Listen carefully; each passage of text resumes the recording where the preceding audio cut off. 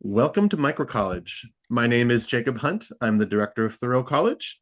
We are a microcollege located in rural Wisconsin. If you're listening to us here at the beginning of 2026, we have an exciting year of programs in the works here at Thoreau College. We are still accepting applications for all of them. That includes our spring 2026 metamorphosis gap semester and our fall 2026 metamorphosis gap semester, as well as our summer 2026 Driftless Field School program starting on July 1st. We're also accepting applications for 2026-27 Driftless Folk School and Youth Initiative High School Teaching Fellows, and for our Scholar or Artist in Residence programs. So if you're interested in any of those, please check us out on the web at thoreaucollege.org. Today on the show, I'm delighted to welcome a couple of guests all the way zooming in from Denmark.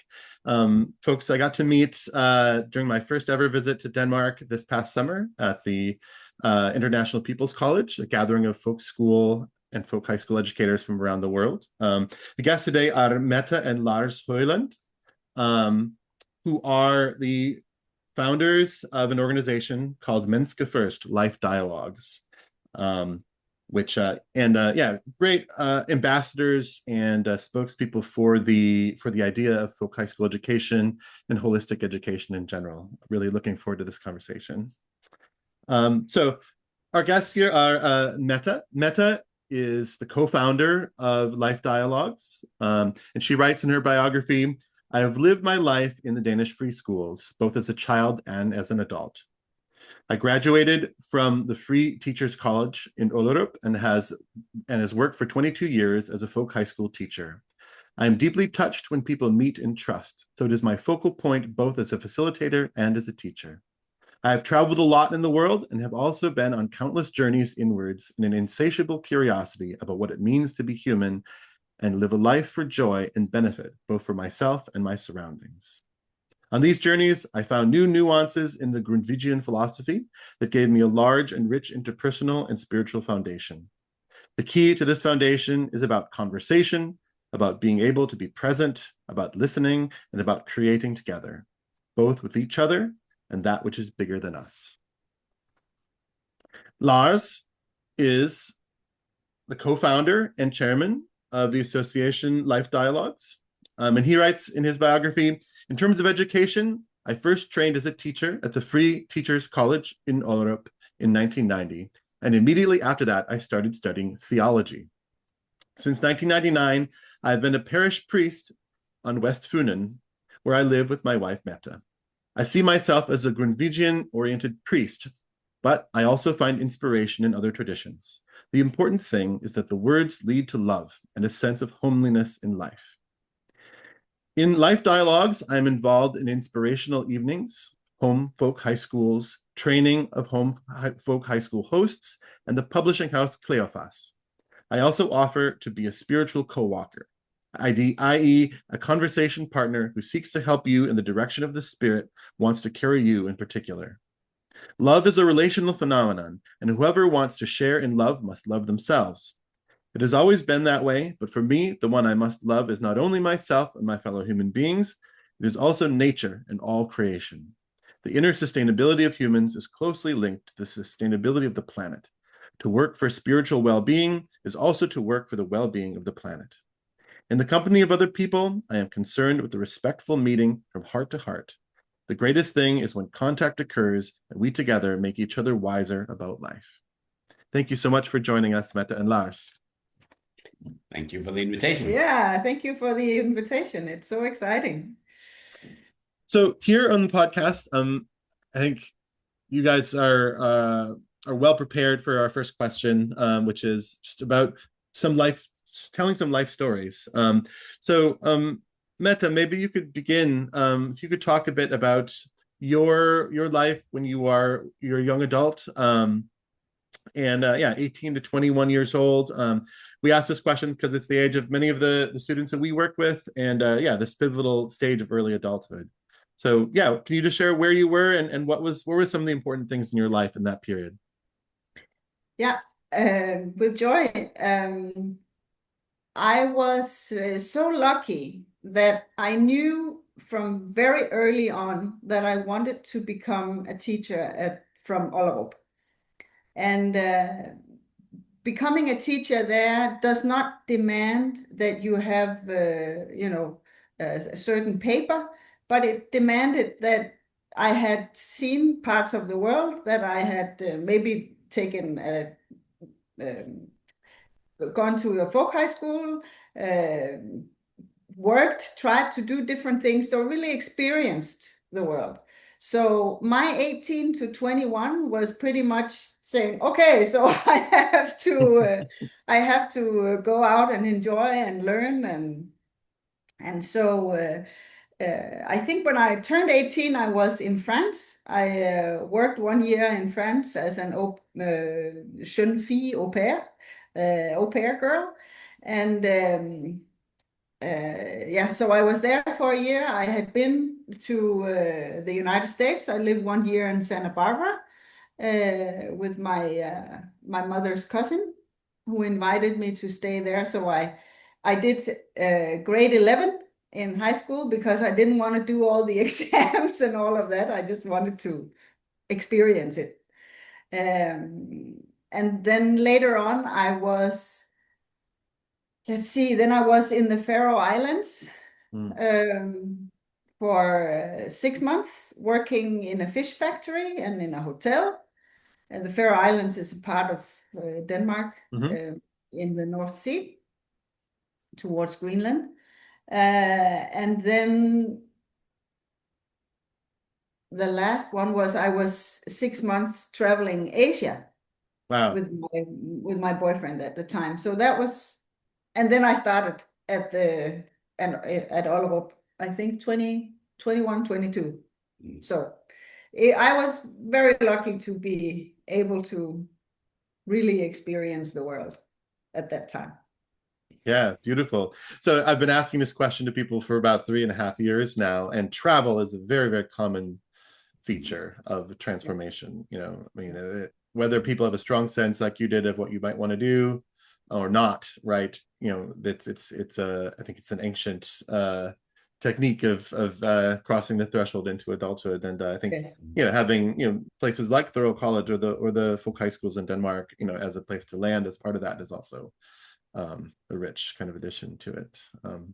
I want to mention, before we go much farther, is that in preparing for this, I've been reading Mette's book, which is called What You Say Makes Me Think, The Folk High School from Within, which is a beautiful book, and we'll share the links to the organization and also to the book in the show notes. But reading it, you share a lot of your life story in the book, and I felt a lot of kinship with you. I also have grown up in kind of education, alternative schools here in my hometown, and I had a sense going into college or into what I did after high school that teaching was probably going to be a part of it. And so I really enjoyed to see the way that you've developed that story.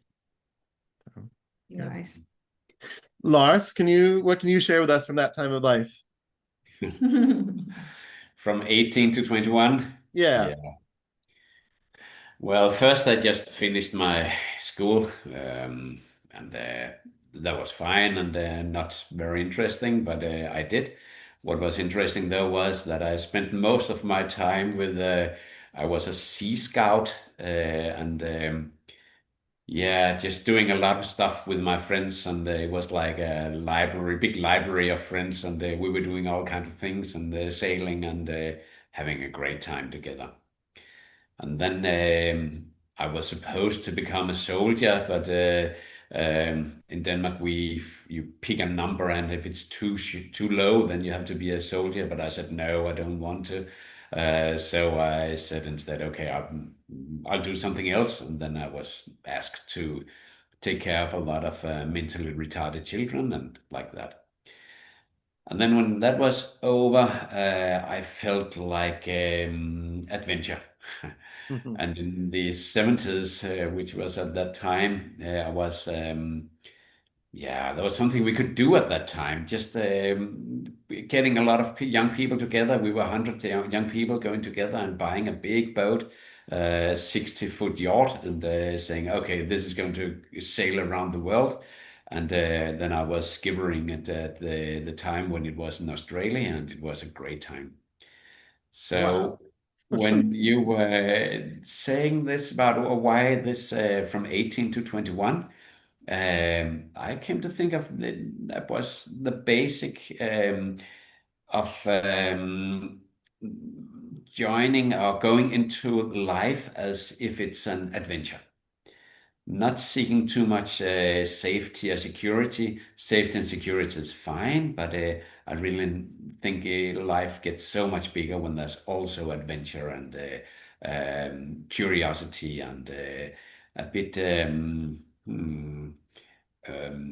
courage to go a bit further than safety is. And, Exploring. exploring, that's a good word. Exploring life, and not safety is good, but not just good. There has to be some kind of adventure. So that's what I was practicing from 18 to 21. Practicing adventure, that's great. Yeah, that really resonates as well. I think I think that there is some sense of risk, right, is often an important part of this story. And whether it's physical risk, whether it's putting yourself out there in a social sense, or in doing something hard, is something that definitely I see people seeking for. And a lot of self-knowledge comes from that, for sure. Yeah. Wonderful. So I think that there's so many things to talk about in this story. I think one of the things I'd love to talk about is once again, our audience has heard a few people talk about folk high schools in Denmark from different perspectives, either as teachers or as scholars or as students. But it's an idea that I think I see it now as part of the mission of this podcast to tell more people about, people in the United States and elsewhere who might not have heard of it, because I think it's a powerful model. And I think that your work, the book, and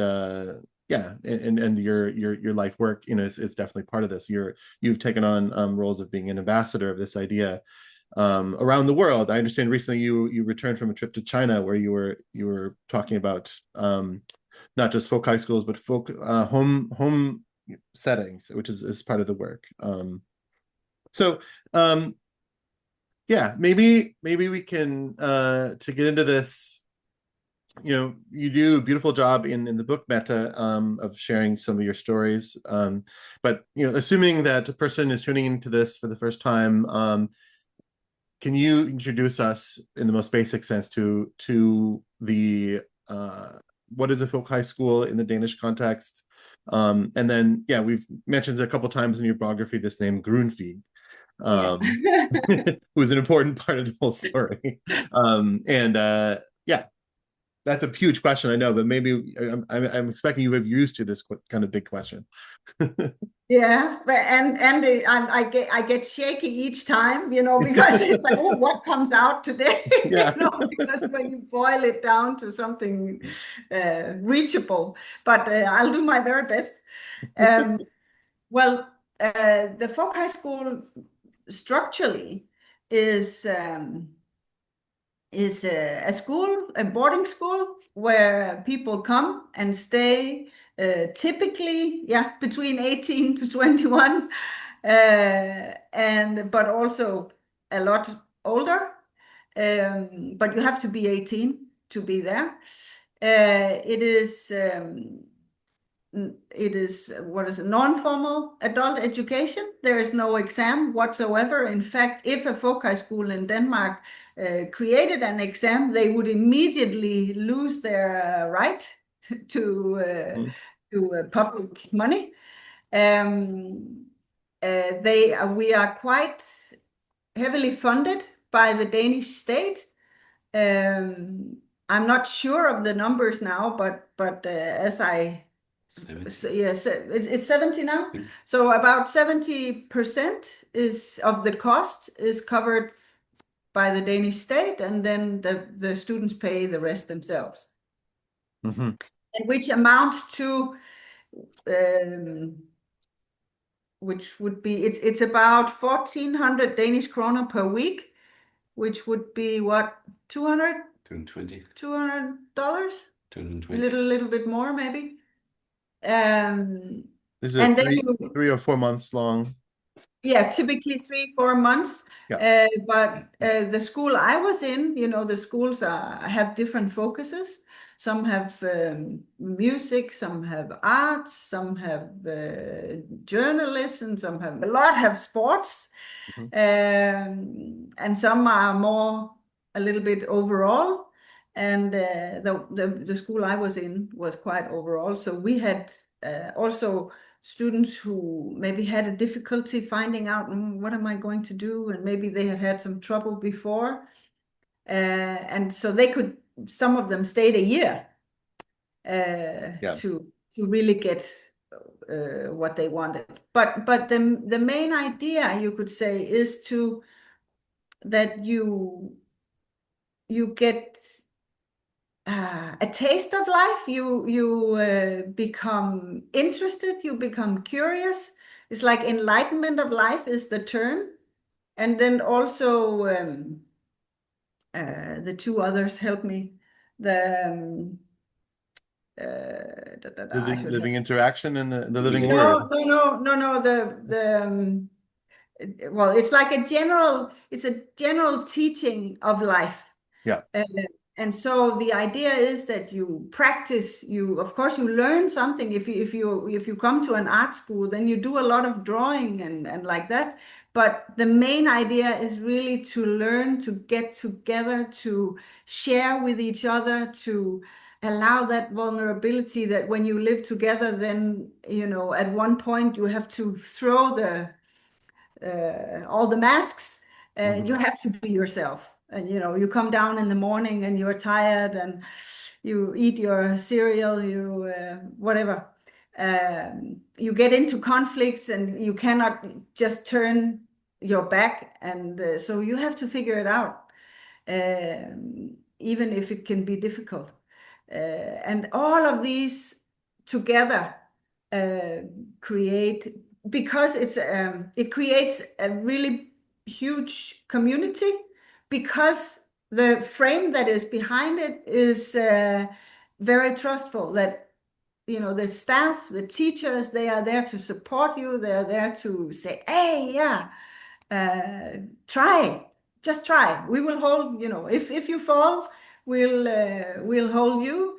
And of course, there's a balance, the living interaction, as you mentioned before. There's a balance between the individual and the community that both has to thrive. And there's magic in this balance, in this living interaction, that you are encouraged to grow, and but you're also encouraged to share. You cannot just stand alone in the wind. So when that happens, when that is done, then sometimes it feels like flying, because when everybody is supporting each other, we always had like a theater project week in each semester, and those weeks it was really heavy on the teachers, because you had to be there all the time. But the thing that the end of it is, as I'm sure everybody has tried in their life, some kind of community build up where you make an event together, and then the feeling of, wow, this was great when we did it together. Yes. Yeah. We did it. And we did something I didn't think I could do this, but I could, Yeah. So a community, a well-balanced way of being together, way of learning, as young people and above, and usually coming out knowing much more of who you are, knowing much more of what you would like to do and what you don't want to do, And as I have put somewhere in the book, is that it's, very normal that people, when they come home and they are asked, so what did you do? What was it? And then people, they give up. They say, I can't explain to you what it was. You have to try it, because there's so much happening in between the lines. It's not so defined, this is what you will get, because each time it depends on the people who are there. It's an experience that are similar, of course, but it has its own nuances and plays out with the people who are there, because they have to co-create. Yeah. Yeah. So Was that? that's great. Yeah, I think there, we'll flesh this out, through this conversation, and people, go back to some of our earlier conversations as well. But I really resonate as I've started to learn more and more about the folk high schools. I feel it's something very familiar for me. I've lived and worked my whole life in alternative education here, but here these are strange places. They're very unusual. They're often in a niche off to the side. To know about, in your book you quote from the law of the Danish government, which is governing the folk high schools. As you say, there's strong support from the state for these education. And I found myself quoting this section of the book to people here several times after reading it, which is that the teaching must be of a broad general character, right? And as you mentioned, it must not have tests, must not be offering a credential. It's not a training for a profession or for a certification for something like that. It's familiar from the work that we're doing, but like I say, it's unusual, and to see it encoded in the law, and having such a deep historical and contemporary presence in a whole country is very unfortunately. I think that if it had been a law that should be passed today, maybe it would not have been allowed. I mean, maybe it would not have happened, but luckily we have it, and it has a very good reputation, and a broad acceptance in the parliament. So I cannot imagine that they would take it away, but you could definitely question if it would have been allowed today. Yeah, one of the things I thought about this is that I think the work of Thoreau College, this micro college movement that we are part of, is in a way working against some of the currents of the time, right? And in the United States, it's not exactly the same, but some of the spirit has been contained in the liberal arts college, which is the really the most common form of education for college, for young adult students in this country for the last 150 years, was of a broad general character, right? It was not mostly specifically training to be a profession. There were tests and there were grades, but it was not, it was intended to be a general quality, and the campuses had many of the qualities that you're describing. There are people engaging in dialogues, people making art together, people living together in dorms and things like that. Many of those things, and the whole idea of the liberal arts college has been really under attack, has had a really hard time here for the last 20 or 30 years. And for many of the same reasons, this is an idea that's, for whatever reason, becoming hard to understand in the current economy and political environment. Yeah. Yeah. Definitely. Yeah. So, Lars, maybe you mentioned in your biography that you work as you're a priest in the church, but you also, part of that is inspiration taking from Grundtvig. Maybe you could share a bit about what that means, and what that means brings into your role as a priest. Yeah, I try. And maybe I will begin with a little translation of the funny Danish words you mentioned, which were Menneske, Først. And it's a Danish words, and they are very, very Grundtvigian. And it means human first. And the reason why we just didn't really translate that directly into English was that human first could sound as if you would say human above nature, The human being is the first, above everything. But now it's more like saying, I want you to be the human you are. And it's that's the way. I'm a priest here in Denmark, and that's pretty much what Højskole, and I believe that Thorough College would be the same. Supporting people not to be something different, something new, but to be you. And I don't want you to be, I don't, first and foremost, Professor. a professor or a customer in my shop, or I just want you to be you, and then living with this curiosity, and not trying to make you fit into some kind of a ideology or a pattern, or something that I want you to be. You're not my um, tool. You're the aim. You're the goal yourself. How can I help you to be you? And then discovering that when I do this, putting the human being first, the one you are, then something big happens. It's like 1 + 1 becomes 3. It's like when I really want you to be you, and you want me to be me, then this dialogue suddenly gets a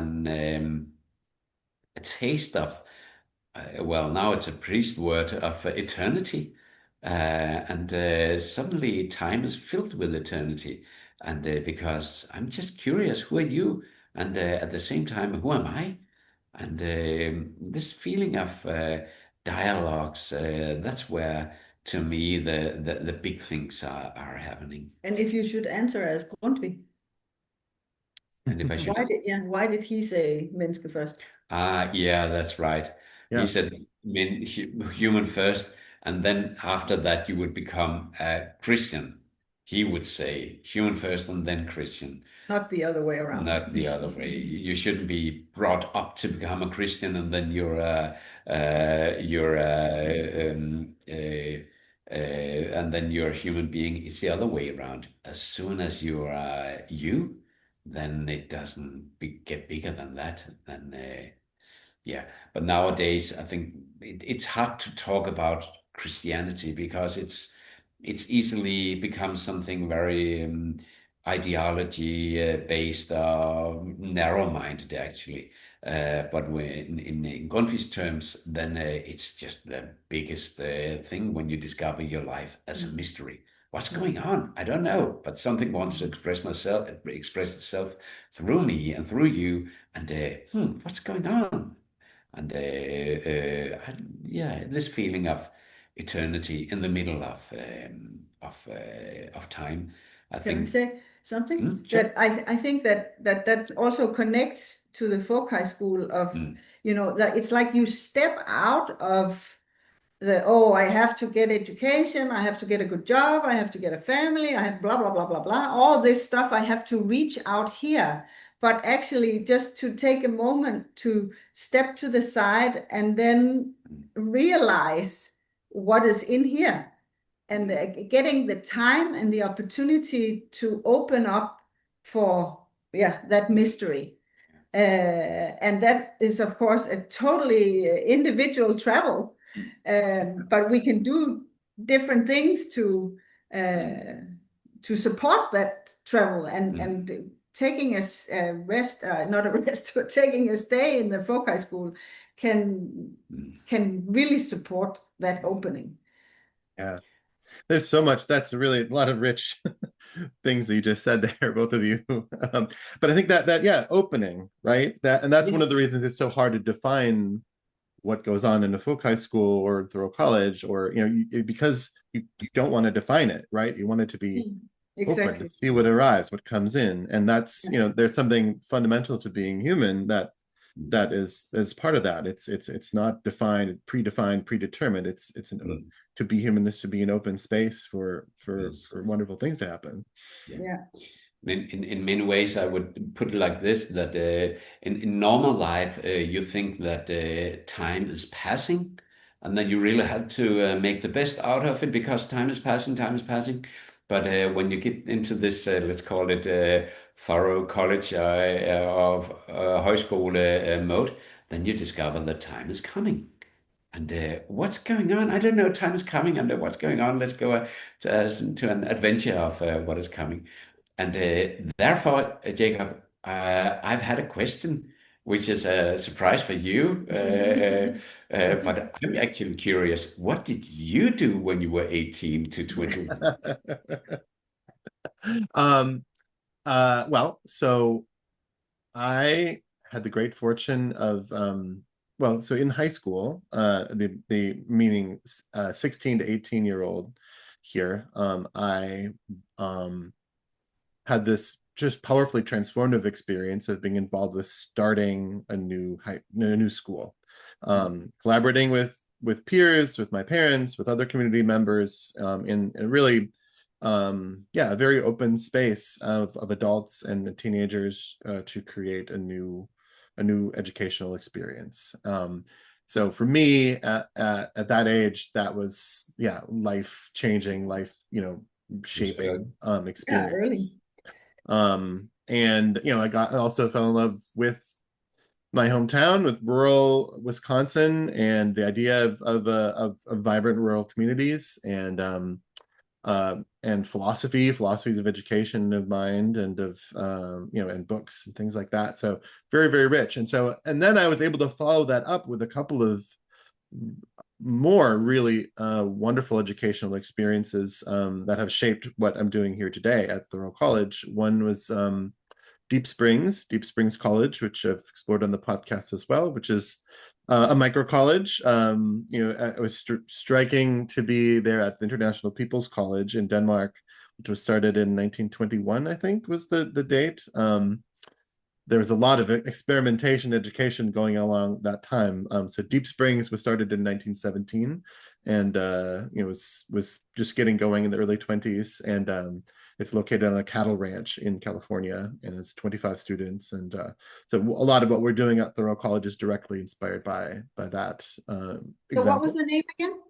Deep Springs. Deep Spring. Okay. Deep Springs College, which is it continues today, over 100 years later. It's a 2-year accredited liberal arts college. So the students spend 2 years, then they transfer there to graduate elsewhere. But meanwhile, they work on the ranch. It's a working cattle ranch with cows and horses and big gardens and things like that. And also the students do a lot of the governance. They work, they run the admissions process. They do a lot of the work with hiring faculty and managing this labor program there. So it's very empowering, very very small, and very just a dramatic location in the desert in the American West near the Sierra Nevada mountains.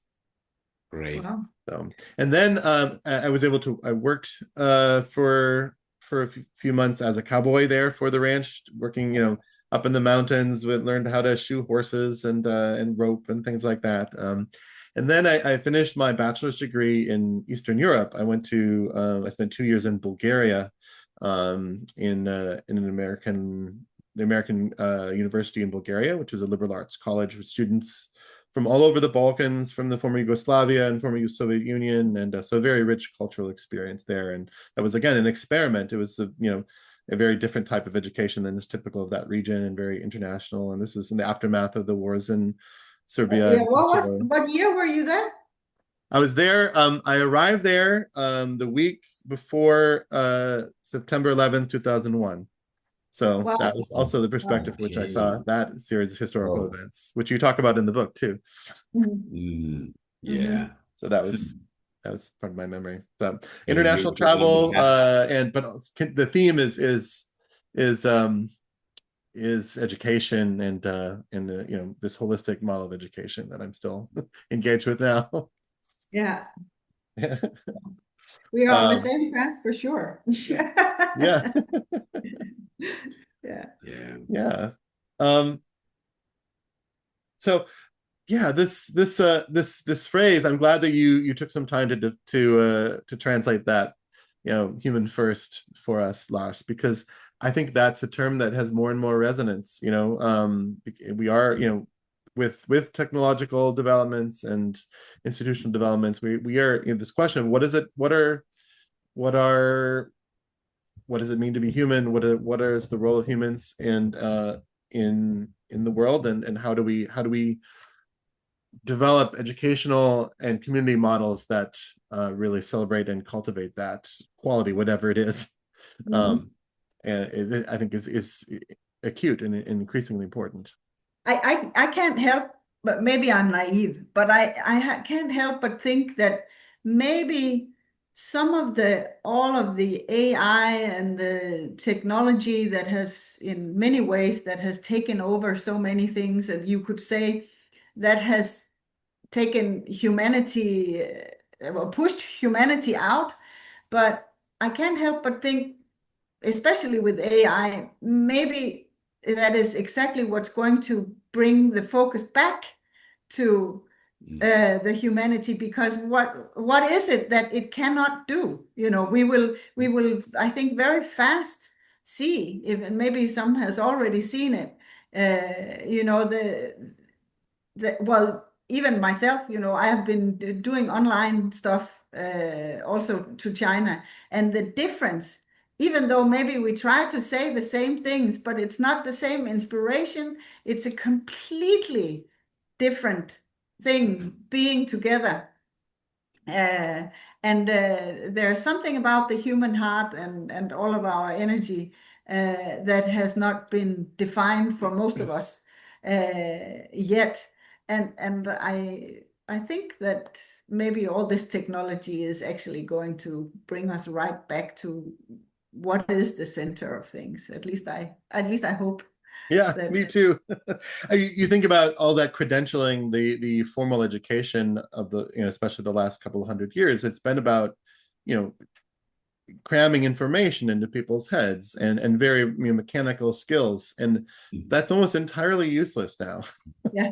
Right? Exactly. The information is instantly available anywhere. And what's hard is how to live with other people and how to craft lives of meaning and beauty and and relationship, right, as you talk about. And in that way, as Mette says, the understanding, it's okay, pretty good to understand, but there's not what Grundtvig called the living interaction.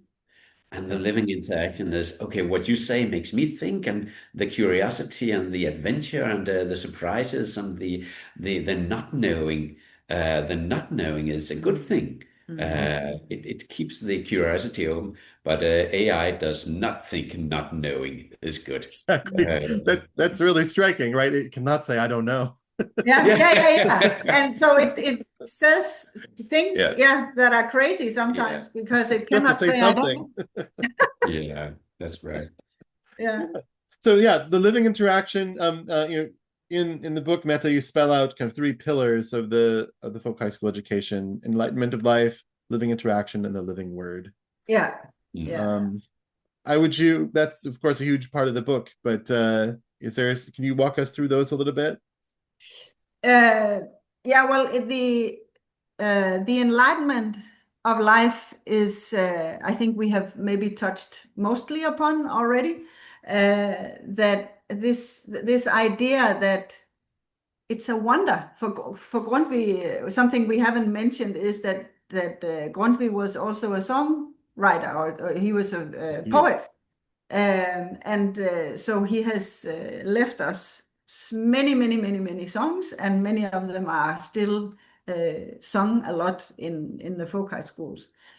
And he talks about, in one song, the simple, I forget how I translated this, the simple life on simple joyful life on earth. And in our time, we tend to, you have to be something, you have to get to something, and to be more than your neighbor, or earn more money, or all of these things. And he goes completely opposite against that, that it is in the little things, it's in life itself that you find the joy, in the living interaction, being together with other people, sharing with other people, experimenting, asking yourself, what does it mean to be a human being? What does it mean to be a human being in the world, in society, etc.? Yeah. So and all of that was because it's important to remember that this came out at a time where Denmark was getting its first constitution, and democracy was came on for the first time. They had never tried it before. And so he was very worried, how can the farmer, how can he decide anything about the country? So it was very important to teach people about that. So he thought about, of course there were certain things, practical things you needed to know about, but you needed to know your story.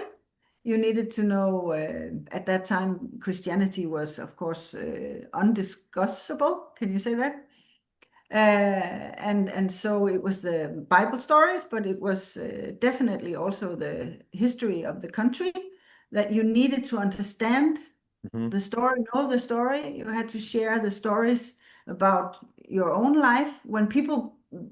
I always compare that when people got together at that time, from one village in one end of Denmark and another other village in another end, then it was just as huge as when we now today get together from different countries, because they had never been out of there when the farmers came to these folk high schools at that time. It's somewhat different languages and traditions and other things as well. At least a different dialect, so it was very hard to understand each other. But anyway, so the enlightenment of the individual life, that life is worth living. I can do something. That was the simple way, I guess you could define what enlightenment of life is about. That you see that it is joyful, that it is divine, and that it is that you can do something. You too you are carrying this divinity. And then the living word was the method that you shared with each other. What do I think? How do I reflect upon these things? How I can share my story, you can share your story, and especially between teachers and students, that was very new, something that had not. Grundtvig had tried it in England at the universities, where they thought, oh my God, the students and the professors, they share their ideas, so they can really move forward because they have this openness and curiosity towards each other. And that was not in the Danish universities at that time. So he really wanted to put that into the schools.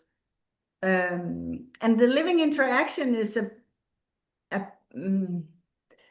I would say, a universal thing. And I think that is my own discovery in taking up this task of writing the book, to share the folk high school essence, and to be able to bring it out of Denmark, because the living interaction, I believe, is it's a universal thing. It is our hearts that can share with each other, that can connect, that can inspire, so that is always when there's like an opposite. So it can be two people, it could be teacher and student, but it can also be past and future, and so on. That dark, light and dark, it's like being free in all the opposites. And I think that's maybe what we see these days, unfortunately, that there's a stagnation that is, no, you have to be in this side or that side. You cannot be. So there's really a universal, very important exchange, very important, what do you call it? way of being in the world. Quality, yeah. Yeah, like, and not structure. What is it's like It's an ethos. Sorry? An ethos or Yeah, quality. yeah, yeah. An ethic. I think a word that shows up throughout the book that really resonated with me, and I think throughout this whole concept, this form of education, is trust. Yeah. Right. Yeah. It's something that you write about. I mean, it's, if you think about the introduction of democracy, right, which is part of this story, it's how can you, give political authority or responsibility to everybody, to the country people and the peasants and the workers.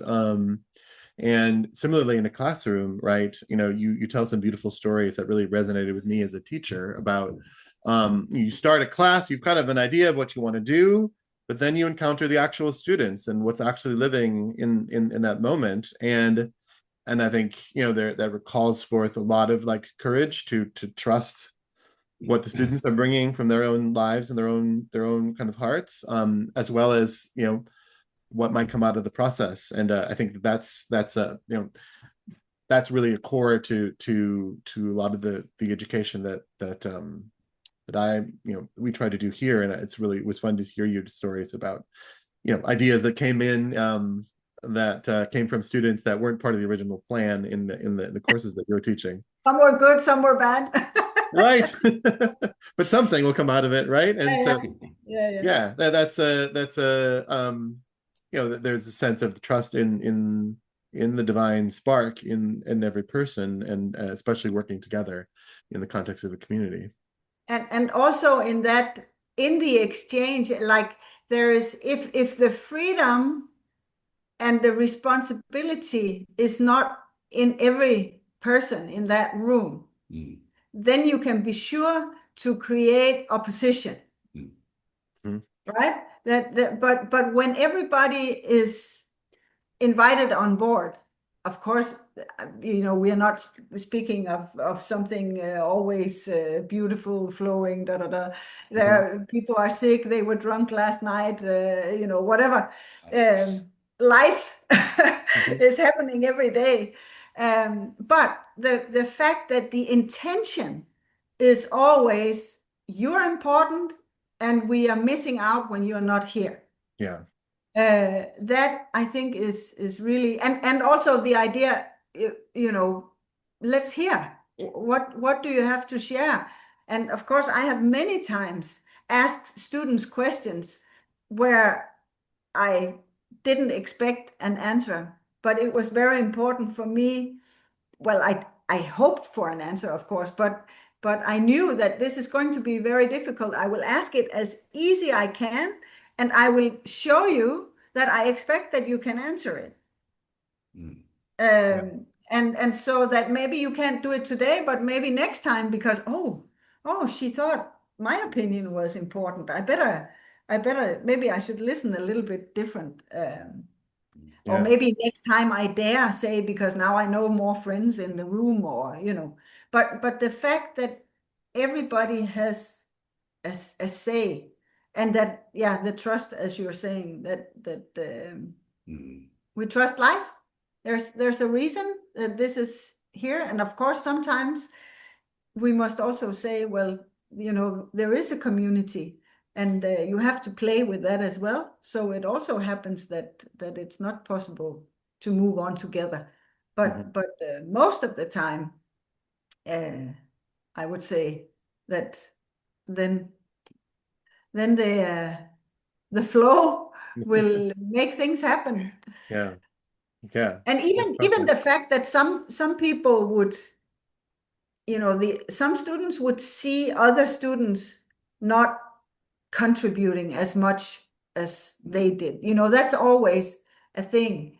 But to as a teacher, to hold the stick that everybody's doing the best they can with the resources they have.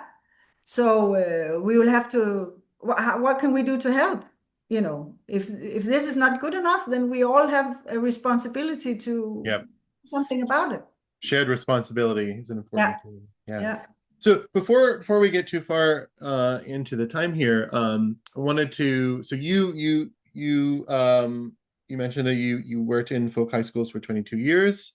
But now you've kind of stepped out of that formal teaching role to try to, my sense is to distill some of this, the essential elements, and to bring that to make that available to people of all ages and in their homes. The idea of the home folk high school. Folk high school, yes. And this is the work of the Menneske, Først, LifeDialogues as an organization. So can you share a little bit about the origin of that idea, and then what does that look like in practice? Well, maybe Lars, you should. Okay, You can I'll do go that for one. that one. Yeah, we have there's things we're doing at home, like inviting people to for an evening with some kind of a topic. Tonight we have invited a woman who is making drum dance or whatever, and that has given her a lot. So we invite people to come here, and then this woman, she would tell, or the speaker would tell for like approximately 20 minutes. Mm-hmm. And then it's very kind of strict framing for the dialogue. We have put some questions first, and then you, Jacob, if you were there, you would have like 3 minutes to answer this question, and nobody should interrupt you. Mm-hmm. It's just like, okay, now they are just listening. They're listening, and they're really listening deeply. And then when I have said what I really feel from down here about it, then it's the next one, and the next one, and the next one. And then after that, you can share your, that's kind of normal dialogue. But it's this deep respect of your point of view, whatever your go to it is. And then after that, there would be another circle of a new question, and we're eating together. The big thing about this is the framing, that people really discover how big it is, that somebody is listening to me, and I'm able to talk. It's not just about chit chat and how is the weather, what is going on. No, they want me to talk from the depth of my heart, and they're really interested in it. And that's what we are doing here, and encouraging other people to do also. As you mentioned, we, and especially Mette, has been in China. It could be anywhere, but I especially remember one person who said, well, usually I would attend a course, and then I would ask the teacher, what is the right thing to do in this situation, because I have a problem.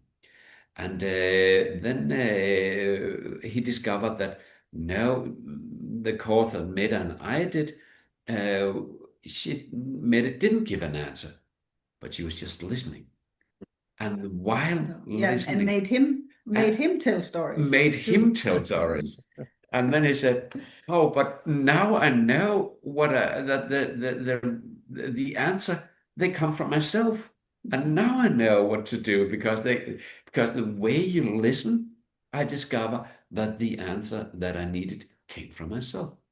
So I think very often people think that it's about giving the right answer, but maybe it's the opposite. Maybe it's about listening in the right way.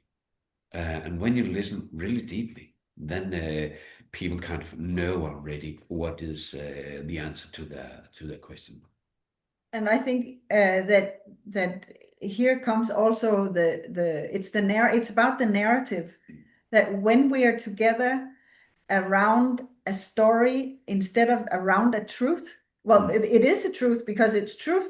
What I tell is true for me, and what Lars tells is true for him and for you, Jacob. But it is in the narrative, there's room for all three of them. We don't have to agree, but we can actually, develop a new concept together without really knowing it. And the storytelling itself is, it's not just telling, this is how I experience this. It is also, I think, creating new, or naturally, it creates new stories in all of us. To me, this was before like this, but now I can add your perspective to mine without having to change my own, but I can add to it. And so it's also our stories that creates our outer world. So in order to let them grow, or have them grow and not dive into one corner, I think it's underestimated as it is right now, what storytelling can actually do. Absolutely. Yeah, this narrative, as you're saying, is a fundamental quality of being human. And I think what you're describing in the form of the home folk high school, these life dialogues, it reminds me, I think a lot of the task of educators, we do the Driftless Folk School here, which is teaching basic kind of cooking and gardening skills like this, as well as the Thoreau College things which are very similar to the folk high school. Many of these things are skills and activities that no one would have had to teach at a certain time in the past, right? Getting together to have a meal, to have a conversation, to share stories is something that is some way fundamental, almost natural to human beings, but is harder and harder for people to do now, right? Yes. And there are barriers to actually doing that very basic activity that have to do with technology, having to do with essential individualism and some of the divisions that we see in the world. But so it makes sense to create, you say a structure, a form. What are the particular questions? That maybe you could share just the order of an evening that you lay out in some of your materials. It includes more than just a conversation. There's other types of activities. There's a game worked into it. There's a kind of opening and a closing. There's a song. Okay. So people come, and then there's some kind of an landing activity.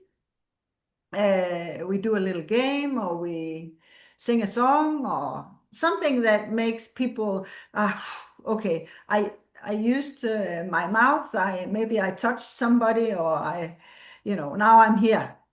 And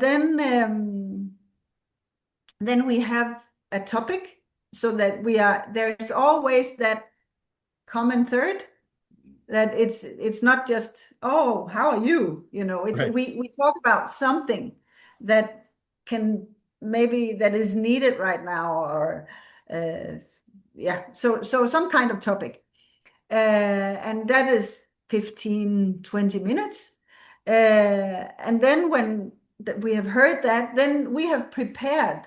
If I am the one who is the host, then I have prepared questions beforehand. And then people will sit 4 and 4 in groups. And then as we do it here, each person brings a little food. So it's like what do you call a potluck? Potluck. Yeah. And then they go grab some food, they sit down, and then they start with the first question. And then, as Lars described before, then it is one by one.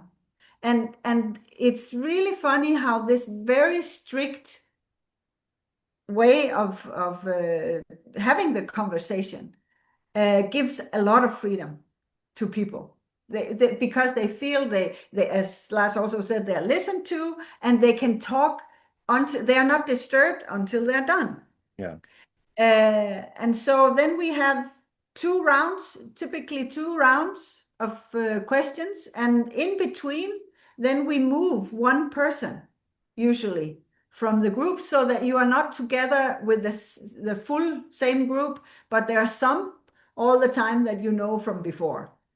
And that gives a good dynamic of the process. And then when the process is done, then there's a checkout and a cup of tea or coffee, so that you share what you're taking home.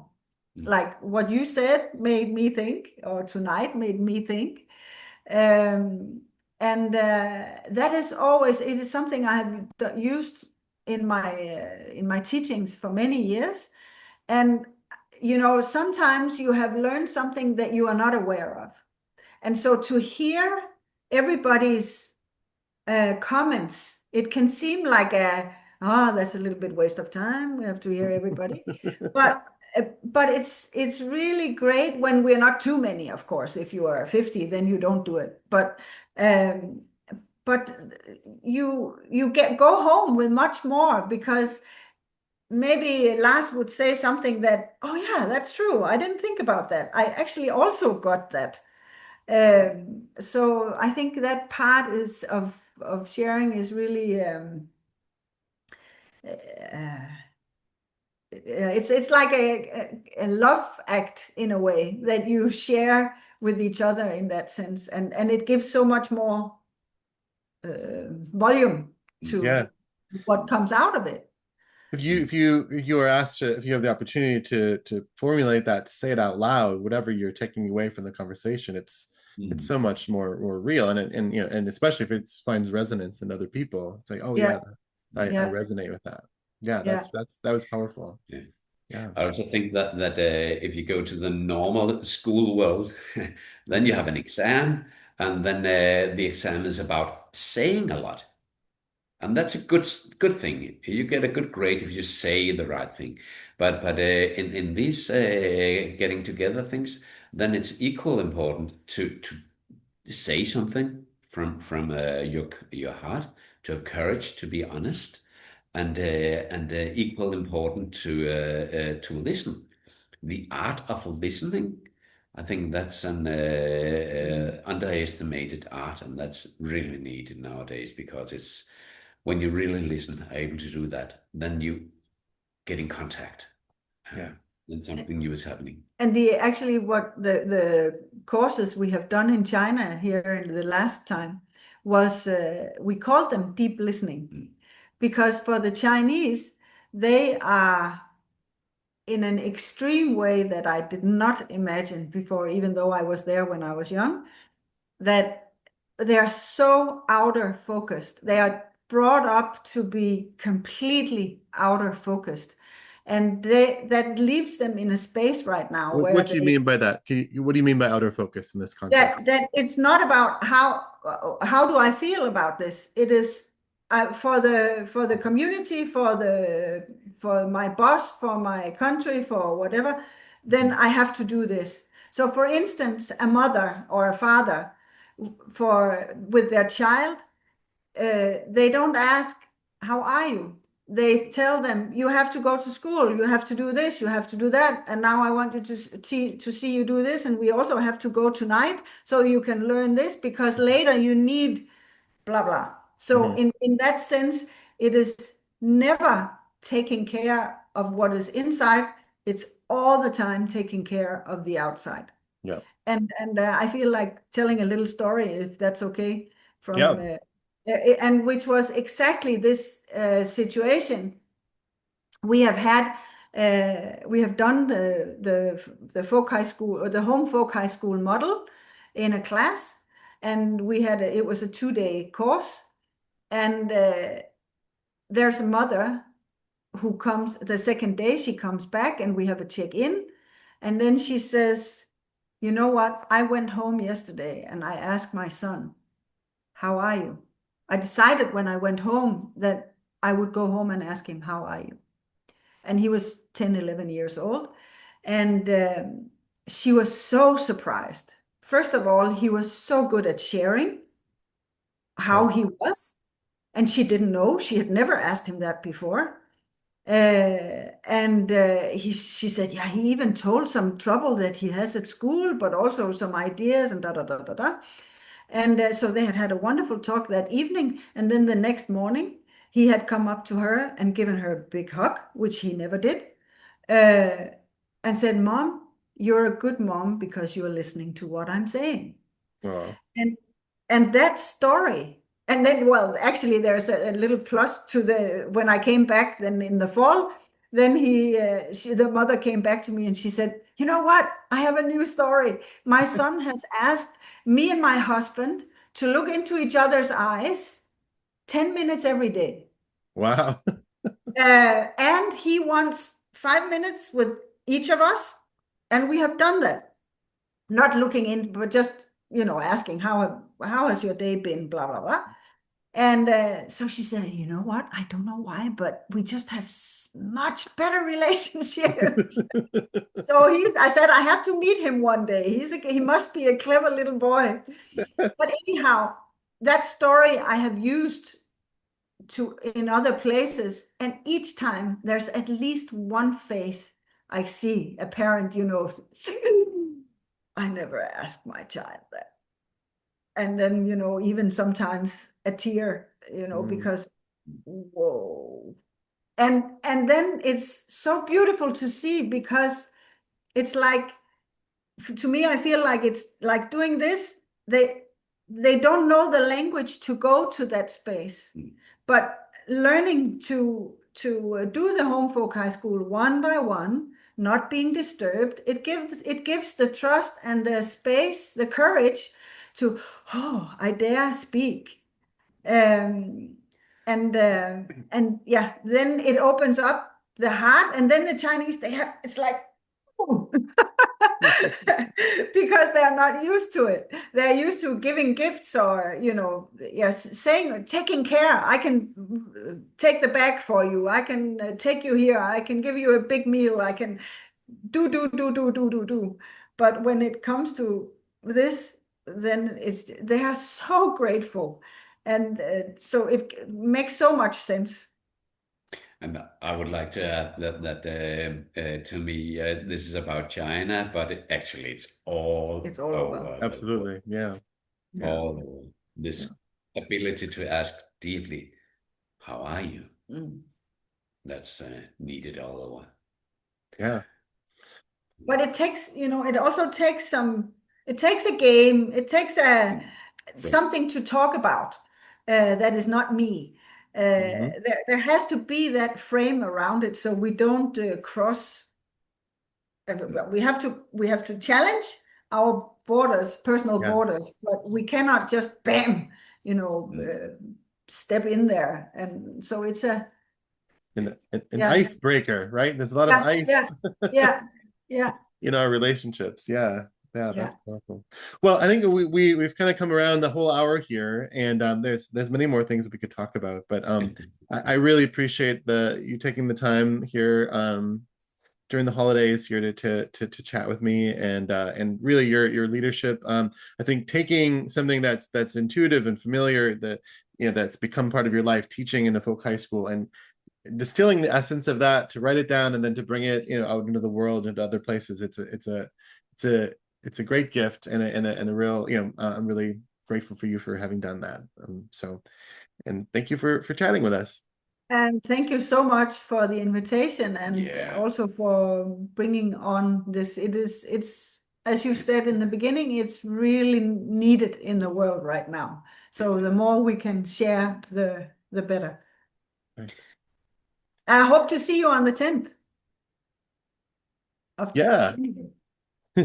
All right. Thank you very much. All the best to Thorough College also, and you, and have a new year. Stay in touch. Happy New Year, Jacob. Happy New Year.